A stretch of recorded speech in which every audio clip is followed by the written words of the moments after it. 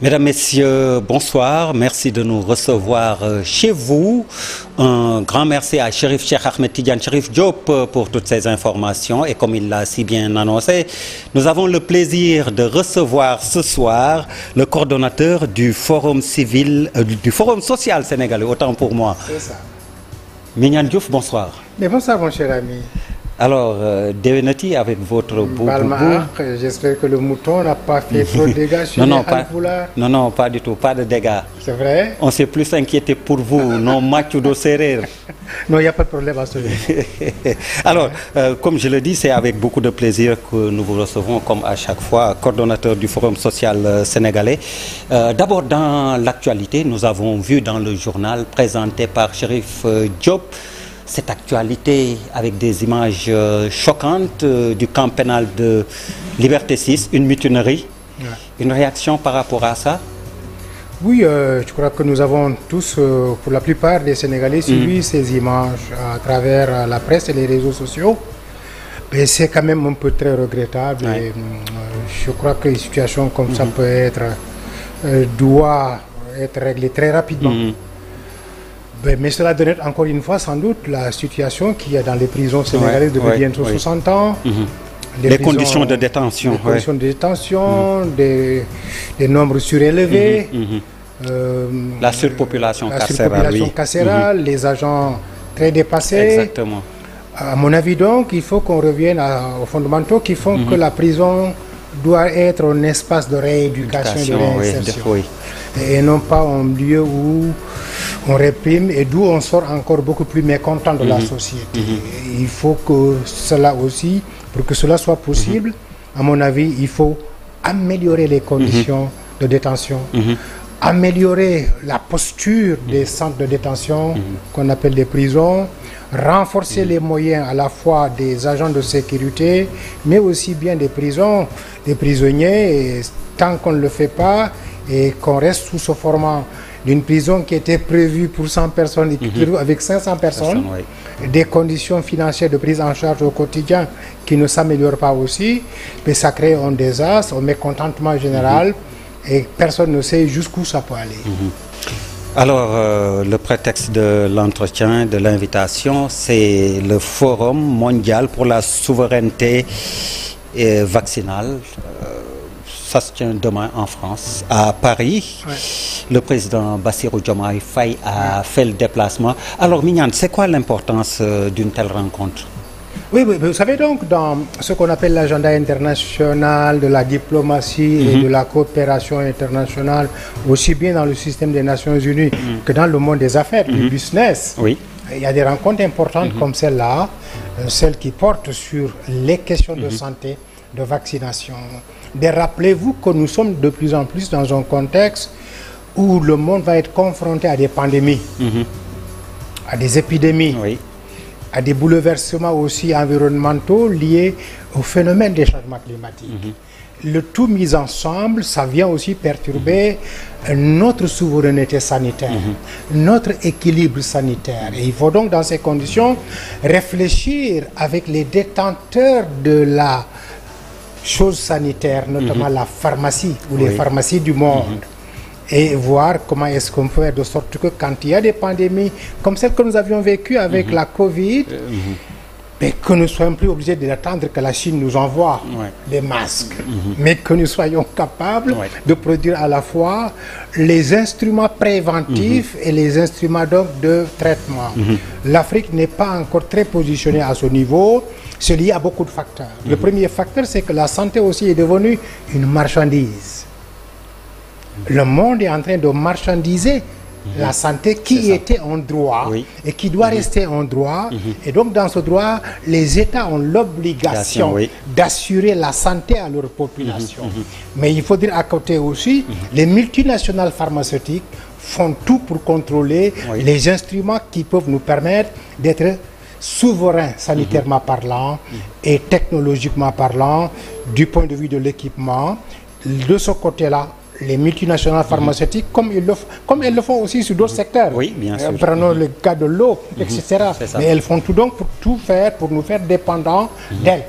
Et ils détiennent les mécanismes qui permettent de faire face éventuellement à des besoins en pharmacie, de faire face à des situations de pandémie, Ebola, Covid, etc. Je crois donc aller prendre part à une telle rencontre est une obligation diplomatique, c'est une obligation régalienne d'un État. Et si le Sénégal y est invité, à mon avis, c'est lié aussi à l'histoire diplomatique du Sénégal. C'est lié aussi au rôle que le Sénégal a tout le temps joué dans des espaces de coopération, de négociation internationale sur les questions économiques, sanitaires, etc. Et s'y ajoute donc que, oui, le Sénégal vient d'avoir un nouveau type d'État, un nouveau régime, et sans doute les multinationales aussi ont besoin de savoir comment est-ce qu'elles vont s'y prendre pour coopérer ou continuer à coopérer avec le Sénégal, avec son nouveau régime. Mais aussi la France qui a pris cette rencontre-là, vous le savez aussi bien que moi, a tellement besoin aussi de parler aux Sénégalais, arrivés nouvellement à la tête de l'État du Sénégal. Il y a une dimension politique. Avec une dimension politique, avec tout ce qui s'est passé ces dernières années dans le Sahel, en Afrique subsaharienne, et toute la turbulence aussi qui a précédé l'arrivée de cette nouvelle équipe à la tête du Sénégal. Alors, avec la pression des multinationales, comme vous l'avez dit, comment faire avec des mécanismes, des innovations pour la santé, des moyens de se soigner, sans tomber dans une médecine ou dans une gestion de santé à deux vitesses dans nos pays où il y aurait une médecine et une santé pour les riches et malheureusement une santé pour les pauvres. Oui. Quel mécanisme? Une très bonne question. Comment s'y prendre? Oui. Et comment financer tout cela? Pour échapper au dictat des multinationales. Exactement, voilà. C'est pas très facile. Mais les États trouvent des mécanismes tout le temps d'assurer certains droits à leur population, le droit à l'eau, à l'éducation, à la santé. Vous allez dans des États comme Cuba. Voilà un pays qui a été boycotté pendant des 50 ans ou plus, mis en quarantaine, qui ne peut coopérer avec aucun État dit puissant. Mais vous savez que pendant la pandémie de la Covid, Cuba a aidé des États comme l'Italie. Cuba a envoyé des équipes médicales en Afrique et dans le tiers-monde.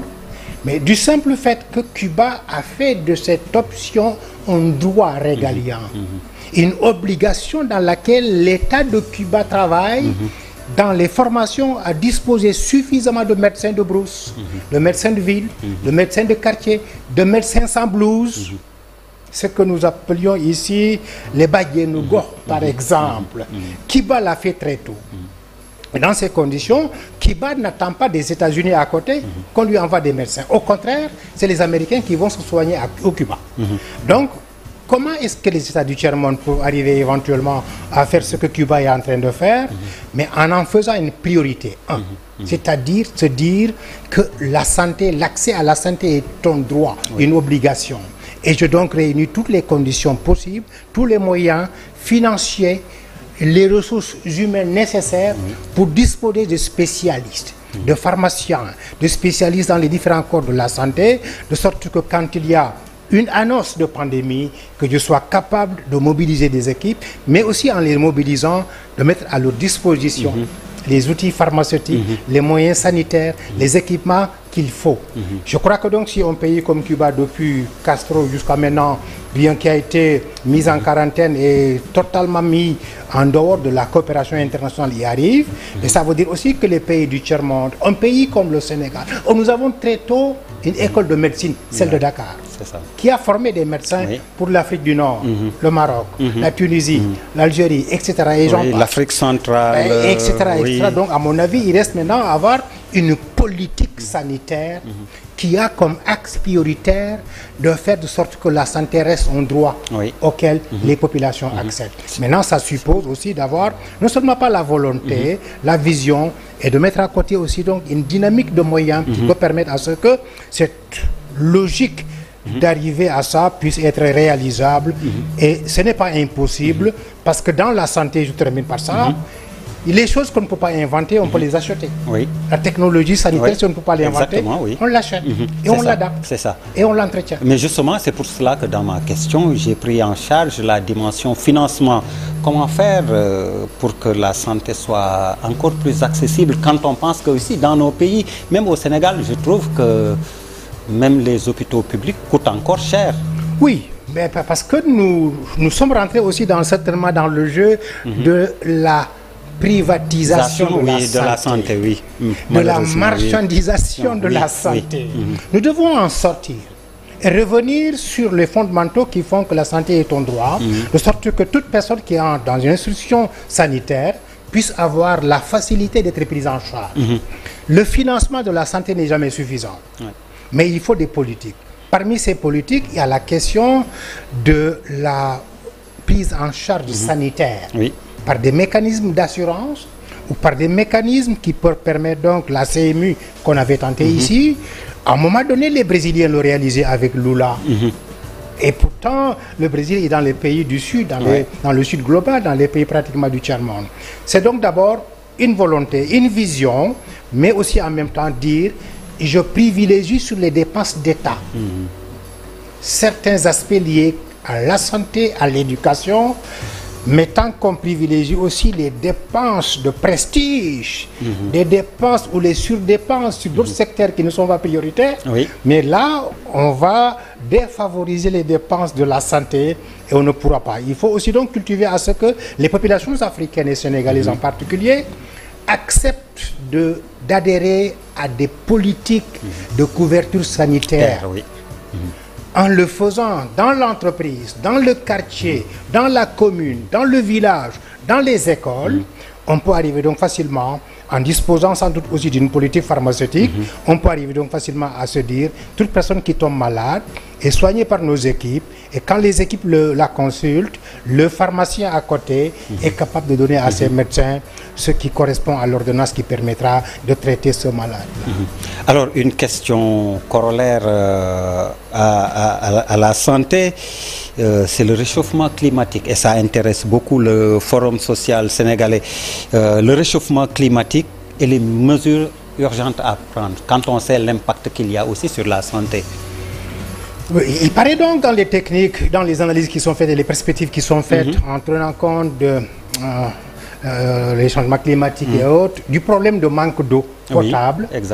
On pourrait arriver donc à voir les maladies hydriques augmenter beaucoup plus. Bon, vous voyez souvent dans certaines zones où on a trop d'eau qui peut créer des problèmes comme des pandémies de maladies liées à ça, ou dans certaines zones où on en manque tellement que tout le monde est déshydraté.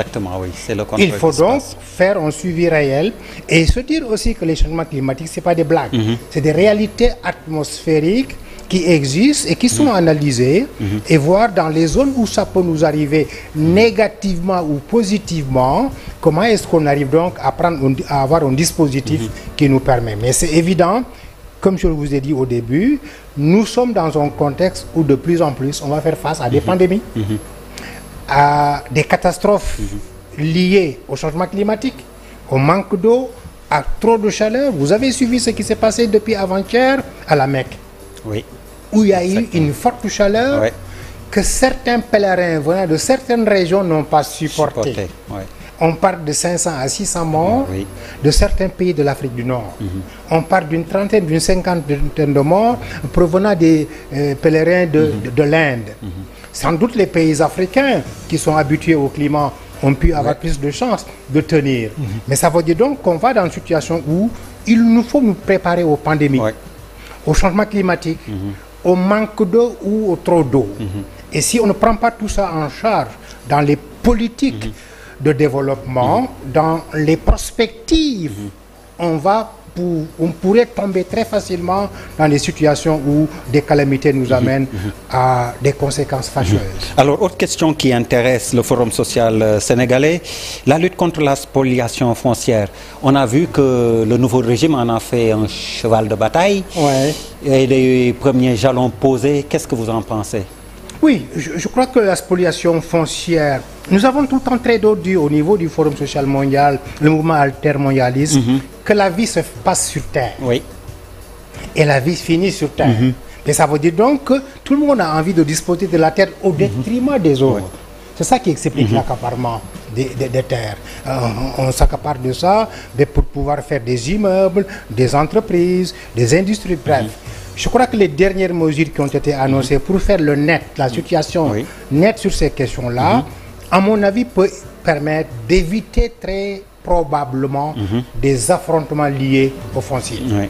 D'ailleurs, beaucoup de pays ont connu des guerres civiles dont l'origine a commencé dans le foncier.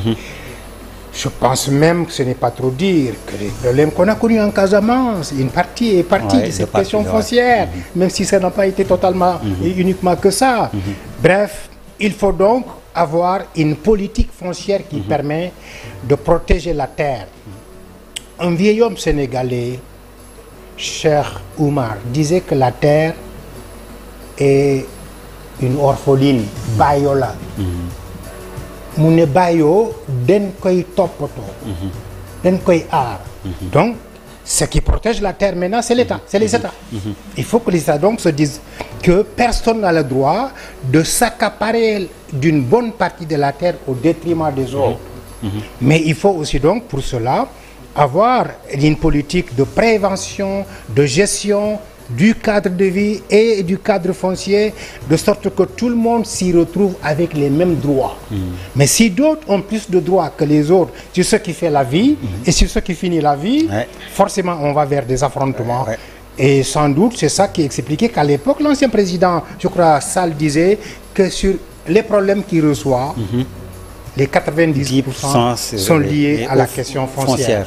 Je crois qu'il a laissé ces documents-là au nouveau régime, qui en a hérité, et je pense que c'est dans ce sens qu'il faut donc éventuellement comprendre les dispositions qui étaient annoncées par le président Faye, de pouvoir comment faire la situation de référence et savoir qui a quoi et où et comment et qu'est-ce qu'il faut faire pour que désormais ceux qui peuvent avoir quoi et sur qui ne soient pas aussi très dominant sur la majorité de la population qui a besoin de la terre pour cultiver, pour habiter, pour vivre, pour jaamu Yàlla et pour s'épanouir. Alors Mignane, dans la problématique foncière, il y a la question de l'occupation du littoral, qui est un problème dans le problème. Là également, des mesures avaient été prises. Et pour le suivi, qu'est-ce que vous en pensez? Le littoral, vous savez, est une partie importante.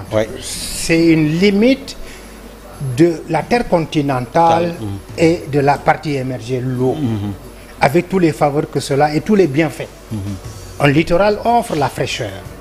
Vous vous rappelez, quand dans les temps Dakar était balayé par la fraîcheur de la côte atlantique, il faisait frais à Dakar jusqu'au mois d'avril, jusqu'au mois de mai même. Ce n'est plus le cas parce que nous avons construit en hauteur. Ce sont les constructions sur le front de mer. Oui, nous avons donc barré l'entrée de l'air dans Dakar. Et sanitairement aussi, en barrant l'air, nous empêchons que cette terre-là, capable de dissiper même des microbes et certaines pandémies, ne soit plus là pour nous aider à le faire. Et alors, bonjour les dégâts. La pollution des voitures, la pollution des avions, la pollution de la cuisine, la pollution des marchés, tout cela n'est pas dissipé par l'air marin. Elle reste entre nos narines, entre nos mains, sur nos peaux. Et voilà donc, bonjour, on est tous malades de problèmes de peau, de problèmes de narines, de problèmes de poitrine. Et les enfants dès la naissance ont des problèmes d'asthme, exactement. Donc c'est pourquoi, quand on dit que la zone du littoral est une zone non aedificandi, c'est pour toutes ces raisons-là. C'est pour permettre à ceux qui en ont besoin, à certaines heures, à certains moments, d'aller au bord de la mer et d'y accéder d'un accès public et autorisé pour faire face à la mer et respirer de l'air marin, avoir une fraîcheur, oublier même par moment certains soucis, certains problèmes, avant de retourner donc dans vos bureaux, dans vos studios ou à la maison. Aujourd'hui donc, je crois que quand même là, de ce côté-là, le Sénégal a une faveur importante. Une côte, la grande côte et la petite côte, il faut la préserver et faire tout pour que aussi les plus nantis parmi nous ne viennent pas occuper ça au détriment de la majorité de la population. Donc je crois que c'est là que nous avons beaucoup salué cette mesure-là, et à l'époque nous nous sommes battus, ne serait-ce que pour symboliquement libérer une partie du littoral autour du phare des Mamelles, pour libérer une partie du littoral à partir de la cité Diamalaye, où les gens de gros bonnets sont même venus construire la plage. Aujourd'hui, on est en train de dégager cette partie de Diamalaye. Il faudra en faire aussi un peu partout, jusqu'à la Petite Côte, jusqu'à Mbour, jusqu'à Fimela, à Djilor, chez moi, à Mbissel, à Palmarin, et libérer cette côte pour en faire un espace d'épanouissement public et collectif. Sur Saint-Louis aussi, la Grande Côte, faire de sorte qu'à Ziguinchor, pareil. Mais si on ne le fait pas, on perd les avantages du littoral. Et en perdant les avantages du littoral, non seulement pas nous faisons face à différents types de maladies, mais aussi en même temps, nous perdons des privilèges de prise d'air frais à partir de ce littoral-là. Mignane Diouf, merci. C'est moi qui vous remercie. Merci à vous également, mesdames, messieurs, de nous avoir reçus chez vous. Excellente suite de programmes sur la TFM, la télévision Futur Média. Merci, bonsoir.